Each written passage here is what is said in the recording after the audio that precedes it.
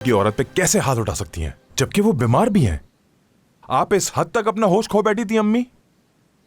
दरअसल नहीं, आप तो अपना होश खो ही नहीं सकती, क्योंकि आप तो इस घर की दानिशमंद औरत नूर जहां है। लेकिन आपको तो पहले से इस बात का अंदाजा होगा ना अम्मी, आपने जानबूझ के किया है ना ये। अम्मी कुछ कहिए ना, क्यों खामोशी इख्तियार कर ली है आपने? जवाब चाहिए मुझे। क्या जवाब सुनना चाहते हो तुम मुझसे? सेवगी ने जो तुम्हें बताया तुम उस पर यकीन करो। उसने मेरी तरफ से जवाब दे दिया होगा। तो क्या झूठ बोला है उसने? फंसाया होगा आपको। क्या आपने उसकी अम्मी को थप्पड़ मारा? मारा था।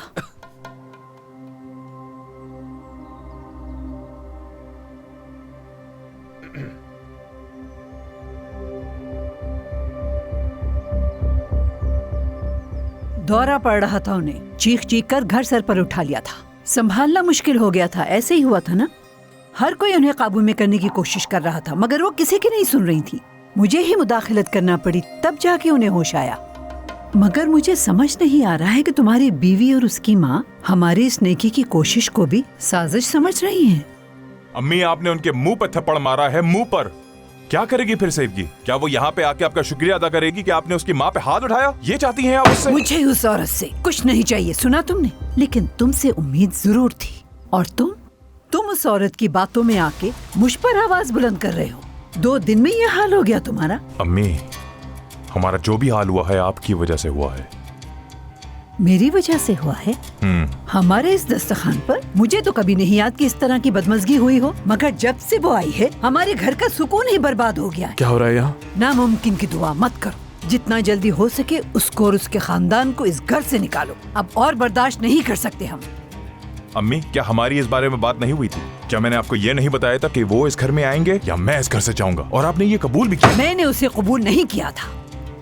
मैं तुम्हारी खातिर इस रिश्ते के लिए खामोश थी, लेकिन अब नहीं, क्योंकि इस खानदान का, इस घर का बरसों से एक रिवाज है, एक तरीका है, एक निजाम है, और मैं किसी को भी इस खानदान के निजाम को तबाह करने की इजाजत हरगिज नहीं दूंगी, समझे?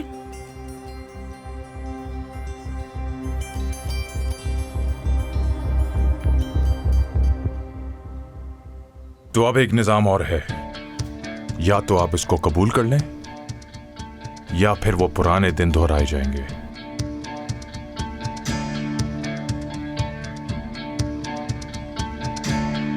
फिकरत भाई, जरा ध्यान से बात करें। आप अम्मी से मुखातिब हैं। तुम्हें इस सब में पढ़ने की जरूरत नहीं। मत पढ़ो से क्या मतलब है? हाँ, आप यहाँ आएंगे, चीखेंगे, चिल्लाएंगे, दहशत फैलाएंगे, अम्मी से इस तरह ऊंची आवाज में बात करेंगे, तो क्या मैं खामोश रहूंगा? हाँ, खामोश रहोगे। खामोशी से जाकर अपनी जगह पे बैठ जाओगे। कोई एतराज है तुम्हें? बाबा, हम आराम से भी बात कर सकते हैं। ठीक है बेटा, ठीक है, आराम से बात करते हैं, देखते हैं। तलाल, जाओ और सरवर साहबा को यहां पर लेकर आओ जल्दी। मैं क्यों जाऊंगा? उन्हें बुलाने गुलिस्तान चली जाएगी। तलाल, मैंने तुम्हें कहा है, जाओ। मेरी बात सुनो, उन्हें अभी बुलाने की क्या जरूरत है? पहले हम बैठकर अपने मामला हल कर लेते हैं। अब अम्मी माफी मांगेंगी उन लोगों से। अच्छा, आपका दिमाग तो ठीक है भाई। हाँ अम्मी, सुन रही हैं आप? हाँ भाई, आपको अंदाजा भी है आप अम्मी के लिए क्या कह रहे हैं? मुझे बताएं, आपने ऐसा सोचा भी कैसे? आपने खुद देखा था कल रात उस औरत का क्या हाल था। बद्दुआओं से सारा घर हिलाकर रखा था उस औरत ने। हमारे घर का माहौल बहुत पुरसुकून है। हम लोगों की कोई ऐसी तरबियत नहीं हुई है। और इस सुकून के बिगाड़ने वालों को कुछ कहने के बजाय आप यहाँ आते हैं, अम्मी को, अपने भाई बहन को ताने देना शुरू कर देते हैं। वाह वाह वाह वाह वाह। जरा फरहान साहब को भी तो देखें तो जरा ये अम्मी के बारे में और खानदान के बारे में कितना सोचते हैं। ये तुमने उस वक्त क्यों नहीं सोचा अपनी फैमिली के बारे में, जब तुम फ्रांस गए थे सड़की के पीछे अपनी इस फैमिली को छोड़कर? तब क्यों नहीं ख्याल आया तुम्हें इस फैमिली का? भूल गए क्या तुम? ये सब कुछ जो हो रहा है इसके पीछे कोई और नहीं, तुम थे। हमारे बाप के मरने की वजह तुम थे। कहां था ये उस वक्त? हाँ, अब क्यों फिक्र हो रही है? अच्छा है, नहीं, तुम्हें कभी परवाह थी ही नहीं, इसीलिए मैं आज यहाँ हूँ ताकि इस फैमिली को जोड़ कर रख सकूं जो कि बिखर चुकी थी। सिर्फ आप ही नहीं थे, हमने भी आपका पूरा साथ दिया था। तुमने भी क्या कर लिया जब तुम यहाँ थी? क्या फायदा हुआ यहाँ रहकर? क्या किया तुमने? हाँ, क्या तुमने कभी इस खानदान को जोड़ने की कोशिश की? घर का सुकून तक बरकरार नहीं रख सके। ऐसे ही है अम्मी। पापा के मरने के बाद इस घर की पूरी जिम्मेदारी मुझे दे दी।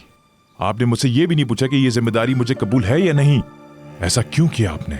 सिर्फ मेरी जिंदगी में मुदाखलत की गई, मुझे मेरी जिंदगी जीने से रोका, लेकिन मैं उस वक्त खामोश रहा, कुछ भी नहीं कहा। और आप लोगों ने क्या किया? आखिर क्या किया मेरे साथ? बताऊं? कुछ नहीं है बताने को, कुछ भी नहीं, कुछ नहीं।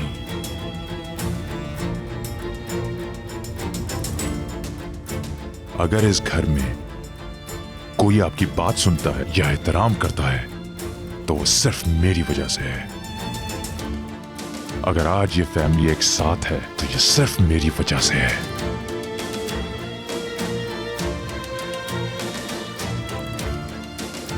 अपनी सारी जिंदगी आपके नाम कर दी, अपनी सारी जिंदगी, अपनी सारी ख्वाहिशात कुर्बान कर दी मैंने आप लोगों के लिए, ताकि आप लोग सुकून से रह सकें। बस बहुत जी लिया मैंने आप लोगों के लिए।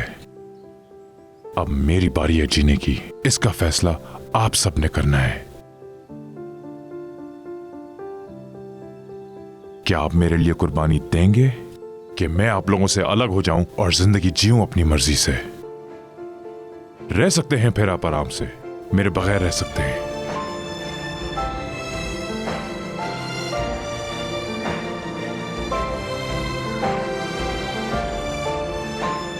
अम्मी, आप माफी मांगेंगी सरवा साहिबा से। या तो आप माफी मांगेंगी या तो ये खानदान बिखर जाएगा। पुफ, अब फैसला आपका है।